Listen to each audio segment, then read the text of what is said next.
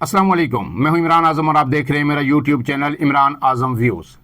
नाज़रीन, आज की सबसे बड़ी और आम खबर लेकर आपके सामने हाजिर हूं। ये खबर है लेफ्टिनेंट जनरल रिटायर फैज़ हमीद से मुतल्लिक। फैज़ हमीद का जो कोर्ट मार्शल का जो प्रोसीजर था, जो कार्रवाई थी, वो अब दूसरे और अहम तरीन मरहले में दाखिल हो चुकी है। आपको पता है कि उन्हें 12 अगस्त 2024 को गिरफ्तार किया गया था। उसके साथ ही ये कोर्ट मार्शल की प्रोसीडिंग्स शुरू हो गई थी। उसके बाद पहले मरहले में जो उनके खिलाफ तफ्तीश की गई और तफ्तीश के बाद अब उन पे जो बाकायदा फ़र्द जुर्म आयद कर दी गई है, यानी चार्जशीट उनको पेश कर दी गई है। अब इसके आगे मजीद प्रोसीडिंग होंगी, उनका ट्रायल होगा। इस हवाले से आज ISPR की जानिब से एक प्रेस रिलीज़ जारी की गई। सबसे पहले मैं वो प्रेस रिलीज़ आपके सामने पढ़ देता हूँ, फिर हम इस मुकदमे की, इस केस की जुज़ियात पर बात करेंगे। तो ISPR से जारी जो प्रेस रिलीज़ में ये कहा गया है कि फैज़ हमीद के खिलाफ कोर्ट मार्शल की कार्रवाई जो है दूसरे और अहम तरीन मरहले में दाखिल हो गई है। उन्हें चार्जशीट कर दिया गया है और उन्हें 12 अगस्त 2024 को पाकिस्तान आर्मी एक्ट की मुतल्लिका दफात के तहत जो है फील्ड जनरल कोर्ट मार्शल की कार्रवाई का सामना करना पड़ा था, यानी उनके खिलाफ ये कार्रवाई शुरू हुई थी। और तर्जमान पाक फौज के मुताबिक इन चार्जेस में सियासी सरगर्मियों में मुलव्वस होना, ऑफिशियल सीक्रेट एक्ट की खिलाफ वर्जियाँ करते हुए रियासत के तहफ़्फ़ुज़ और मफाद को नुकसान पहुँचाना, इख्तियारात और सरकारी वसाइल का गलत इस्तेमाल और अफराद को नाजायज़ जो फ़ायदा पहुँचाना शामिल है। फील्ड जनरल कोर्ट मार्शल के अमल के दौरान मुल्क में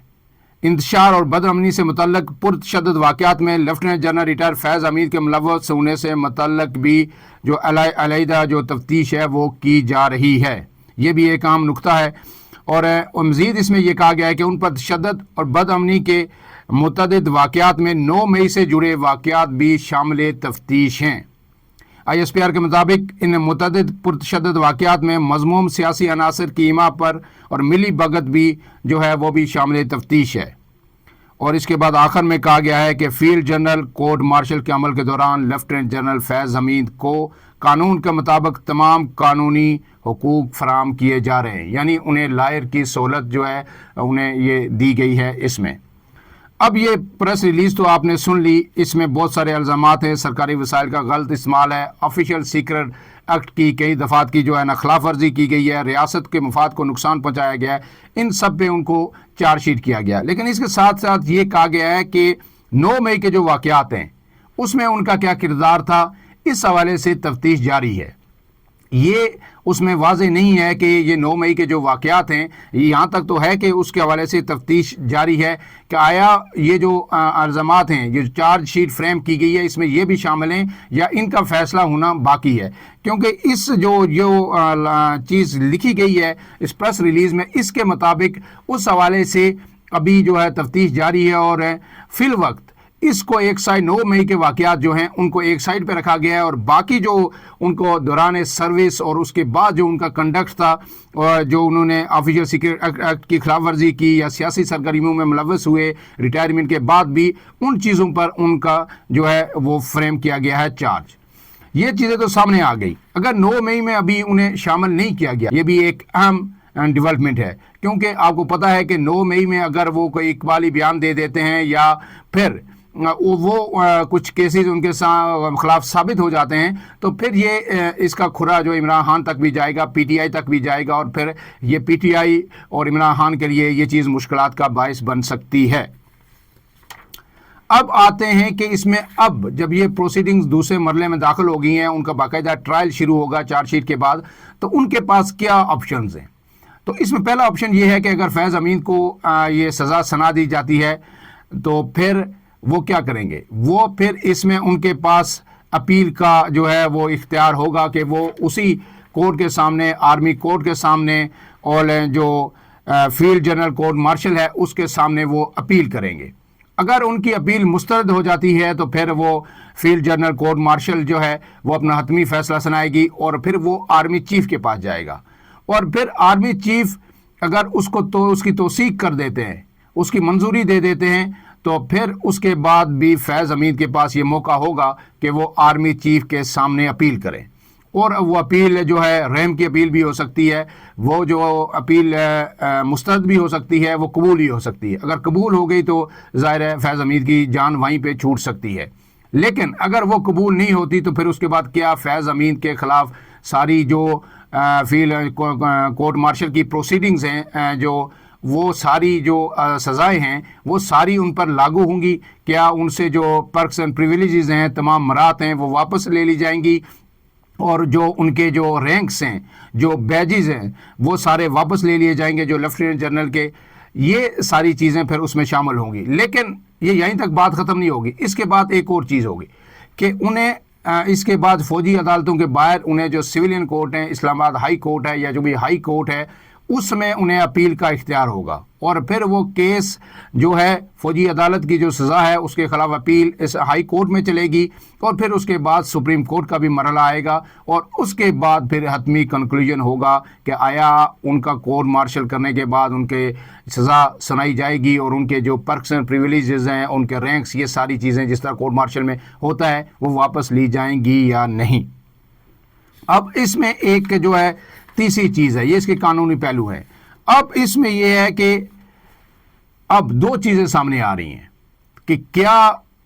کورٹ مارشل جو کیا جا رہا ہے لیفٹیننٹ جنرل ریٹائر فیض حمید کا، اس کا کوئی سیاسی پہلو ہے یا نہیں؟ یہ جو مکمل طور پر فوج کی ایک اندرونی جو نظام ہے جو احتساب کا، یہ صرف اس پر منحصر ہے۔ تو اس میں دو چیزیں ہیں کہ پہلے بعض لوگ یہ کہتے ہیں کہ یہ جو کورٹ مارشل ہو رہا ہے فیض حمید کا، یہ عمران خان کی جو قربت تھی یا عمران خان کے ساتھ وہ جو رہے اور پس پردہ جو پی ٹی آئی کے لیے وہ کام کرتے رہے، جو ان پہ الزامات ہیں، یہ اس وجہ سے انہیں یہ دن دیکھنا پڑا۔ لیکن دوسرا اس میں موقف ہے، وہ بھی بڑا واضح ہے اور بڑا ٹھوس ہے کہ فوج کے اندر چاہے کچھ بھی ہو، حالات کیسے بھی ہوں، ایک خود احتسابی کا نظام ہمیشہ سے چلتا رہتا ہے، اور اس کے جو پکڑ میں شکنجے میں کوئی بھی آ سکتا ہے۔ اور یہ اس بات کی مثال ہے کہ لیفٹیننٹ جنرل جو فیض حمید ہیں، یہ یعنی پاک فوج کے 3 اسٹار جنرل تھے۔ اس کے بعد 4 اسٹار جنرل پاک فوج کے اندر ہمیشہ ایک وقت میں صرف 2 ہی ہوتے ہیں، ایک آرمی چیف 4 اسٹار جنرل ہوتے ہیں، اور ایک جوائنٹ چیف اسٹاف کمیٹی جو ہوتے ہیں وہ 4 اسٹار جنرل ہوتے ہیں۔ باقی یہ سارے 3 جو 3 اسٹار جنرل ہوتے ہیں، میجر جنرل 2 اسٹار جنرل ہوتا ہے، اور بریگیڈیئر کو بھی فوج میں 1 اسٹار جنرل ہی کہا جاتا ہے۔ تو یہ لیفٹیننٹ جنرل ہیں، 3 اسٹار ہیں۔ پھر یہ جو غالباً جو پہلے آئی ایس آئی چیف ہیں جن کے خلاف کورٹ مارشل کی کاروائی ہو رہی ہے، لیفٹیننٹ جنرل اسد درانی بھی تھے، لیکن ان کے خلاف انکوائری بھی ہوئی تھی، لیکن کورٹ مارشل کی پروسیڈنگ اس طرح ان کے خلاف نہیں ہوئی۔ اب جو ہے یہ نہ صرف آئی ایس آئی کے سربراہ تھے، بلکہ انہیں 2 کورس بھی کمانڈ کی ہیں۔ کور کمانڈر یہ پشاور رہے اور کور کمانڈر باولپور بھی رہے، یعنی اہم ترین عہدوں پہ رہے۔ اس کے باوجود ان کے خلاف اگر یہ کاروائی ہو رہی ہے تو ہم یہ کہہ سکتے ہیں کہ کسی نہ کسی سطح پر تمام تر خامیوں کے باوجود بھی یا اعتراضات کے باوجود بھی فوج کے اندر جو احتساب کا نظام ہے وہ اب بھی قائم و دائم ہے۔ اب جاتے ہیں ماضی کی طرف کہ کیا یہ انوکھی مثال ہے یا ماضی میں بھی پاک فوج کے افسران کا کورٹ مارشل ہوا ہے، انہیں سزائیں دی گئی ہیں؟ کیا اس میں میجر جنرل یا لیفٹیننٹ جنرل رینکس کے لوگ جو ہے نا ماضی میں بھی شامل ہوتے رہے ہیں یا نہیں؟ تو اس کا جواب ہاں میں ہے۔ آپ زیادہ تفصیل میں نہیں جائیں گے، لیکن آپ کو راولپنڈی سازش کیس جو ہے وہ بڑا مشہور زمانہ کیس ہے کہ اس میں جو ہے 1951 کا غالباً یہ کیس تھا، جو لیاقت علی خان اس وقت وزیر اعظم تھے، تو ان کے خلاف ان کا جو حکومت کا تختہ الٹنے کے لیے ایک سازش کی گئی تھی، اور اس میں پھر لیفٹیننٹ جنرل محمد اکبر شاید تھے وہ، اور ان کے ساتھ دیگر 11 فوجی افسران اور 4 سویلین لوگ تھے، ان کے خلاف کارروائی کی گئی۔ اور سویلین کی تو جو بعد میں کسی طرح جان چھوٹ کے ظاہر ہے ان کے خلاف کورٹ مارشل کی کارروائی نہیں ہو سکتی، لیکن جو لیفٹیننٹ جنرل تھے محمد اکبر اور دوسرے، ان کے خلاف جو ہے نا کورٹ مارشل کی کارروائی کی گئی اور انہیں عمر قید کی سزائیں بھی سنائی گئی تھی۔ اس کے بعد صرف یہ ایک واقعہ نہیں ہے،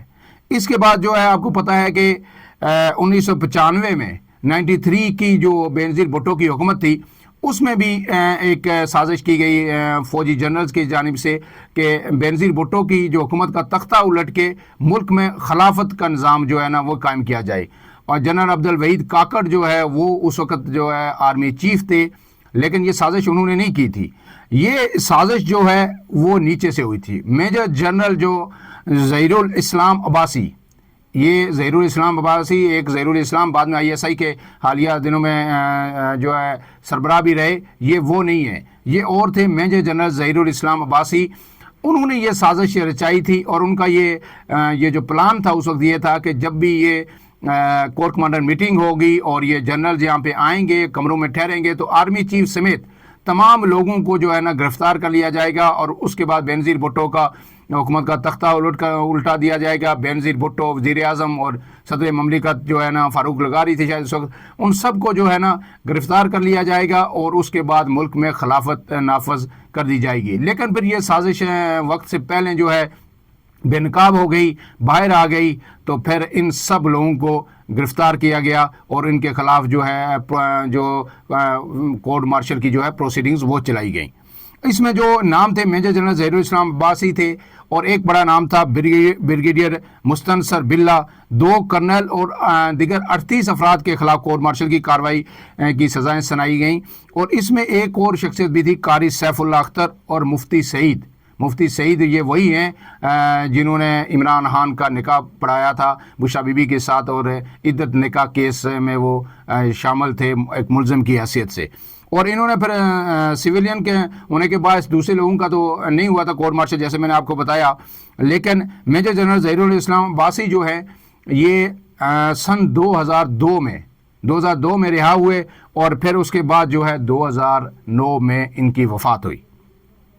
اس کے بعد حالیہ جو تاریخ ہے پچھلے کچھ عرصے میں، ماضی قریب میں اگر دیکھیں تو اس میں بھی لیفٹیننٹ جنرلز کے کورٹ مارشل ہوئے اور انہیں عمر قید یعنی 14 سال کی سزائیں ہوئیں۔ اس میں NLC کیس ایک سامنے آیا تھا، اس میں بھی 2 لیفٹیننٹ جنرل تھے، ان پہ یہ الزام تھا کہ انہوں نے NLC کا جو پیسہ اٹھا کے اسٹاک ایکسچینج میں لگایا اور وہ سرمایہ کاری کی اور پیسہ گبن کیا، تو اس کرپشن پہ ان کے خلاف جو ہے نا کورٹ مارشل کی پروسیڈنگز ہوئی تھی۔ اس کے بعد ایک اور تھے لیفٹیننٹ جنرل جاوید اقبال، وہ بھی بڑے اہم عہدے پہ تھے اور وہ جنرل تھے، لیفٹیننٹ جنرل، تو ان پہ جو الزام تھا وہ جاسوسی کا الزام تھا کہ یہ امریکہ کے لیے اور دیگر جو ایجنسیز ہیں ان کے لیے جاسوسی کر رہے ہیں، تو وہ جرم ثابت ہونے پر ان کے خلاف بھی یہ کارروائی کی گئی تھی۔ یہ ساری تفصیل تھی آج کی اس کی سیاق و سباق کے ساتھ۔ یقیناً آپ کو یہ ویلاگ جو ہے آپ کی انفارمیشن میں بہت ساری چیزیں ایڈ کرے گا۔ اپنے میزبان عمران اعظم کو اجازت دیجیے، اللہ حافظ۔